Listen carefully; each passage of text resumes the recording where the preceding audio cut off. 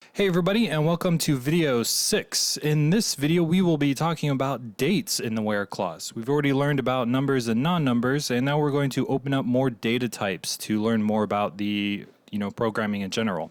Now, dates are very common and used heavily in the data analyst career because we're always looking for things by time, products per month, per year, etc.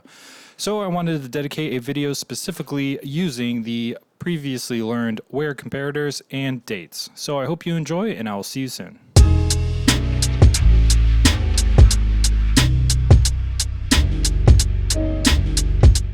Alrighty, so we are introducing another table into our currently owned tables for this series. There is a link in the description for tblOrders with data, which is just an order table that links back to the person ID with some order create dates and about 10,000 randomly generated rows. So once you download that, go ahead and hit open, find tblOrders with data, double click on that, and then execute. So once that's finished, if you do not see tblOrders under your Learn SQL database, go ahead and right click on tables, hit refresh, because we want to expand tblOrders in the columns folder. So now I want to go ahead and hit new query. In the previous videos, we learned about greater than, less than, equals, and not. And we also learned about between, in, and like. So I want to talk about these with dates, but also introduce a brand new concept where SQL has some code, some functions available to you, so you don't have to write this complex code. And the very specific function I want to look at today is called DATEPART. So let's go ahead and begin looking at the data. So I'm going to write a select star from DBO tblOrders and just execute that. So we have a new data type. In this one, it's date time 2. There's also date and date time, but this particular date time 2 stores the date and the time. And it is not like a string, like what we're used to. We're used to numbers and not numbers. This is considered not a number, but it's more complicated than just text. And the easiest way to show that to you is if I do a where order create date equals, and I'm not going to match the format. I'm just going to say 8/9/2020, just how I would write a date normally, and hit execute. I get data back. And what we have learned is that shouldn't be possible. We should be matching this string completely, and yet we're not. And that's because when working with these different data types, working with the date, SQL is trying to convert this into a date to compare it, which allows us some flexibility on how we format our dates. And that does work for greater than and less than and equals. It does work for not equals, so we'll never get August 9th back. And it does work with between, so we can say between August 9th and September 9th, hit execute. But between is a little tricky because between, how SQL is reading this is saying between August 9th, 2020 at midnight and September 9th, 2020 at midnight.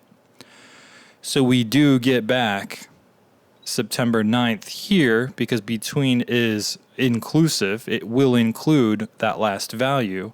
But if we had any sort of data that was September 9th at 2 o'clock instead of just zeros, it would not be returned because it is automatically converting this to midnight.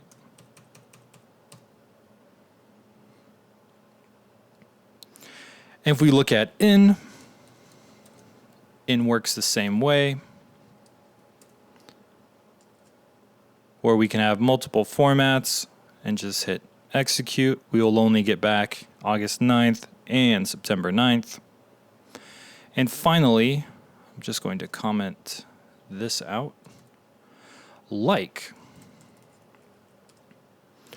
So if I run this, I will not get any data back because all of our other functions converted this into a date in order to compare against what we're looking at, the file we're looking at. However, like does the opposite. Like turns this into a string. So it's looking very specifically for that format. If I run this again, so we can have that format back on the screen, I have to, when using like, do 2020, 08, 09, and then add a % for a wildcard.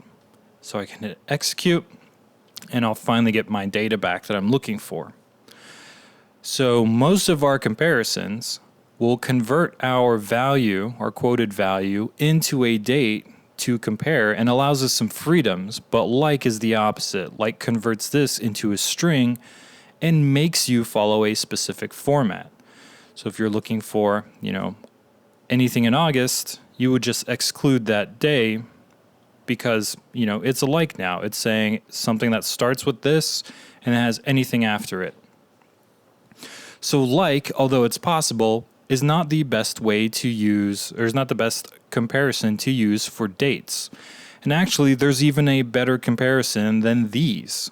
And it is kind of related to the DATEPART function.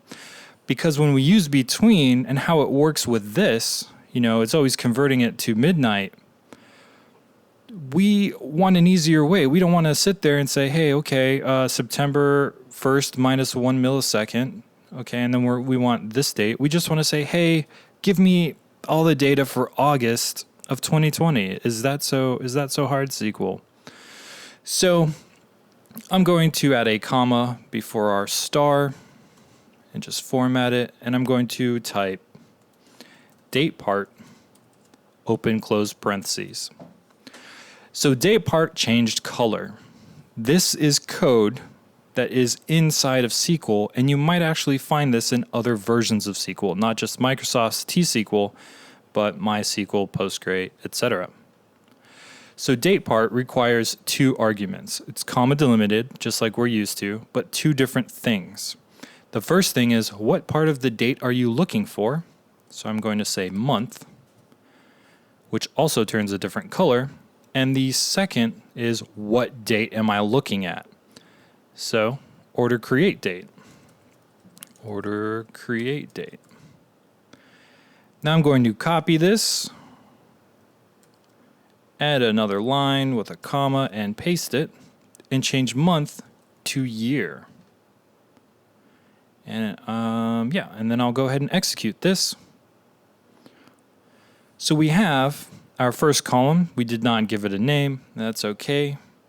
But our first column is 8. Because it is the month. Our second column is year because it's the year. So instead of trying to use all of these between, ins, and likes, we can utilize this DATEPART function to look at the dates in an easier fashion. Using our and, give me, and I'll delete this now, give me everything from tblOrders, where the month date part is August and the year date part is 2020. So if I run this, no matter what time was in our order create date, it will return that data. It is just looking at the month and the year. So when looking for specific dates in a system that has times, various time data, using DATEPART is by far an easier solution.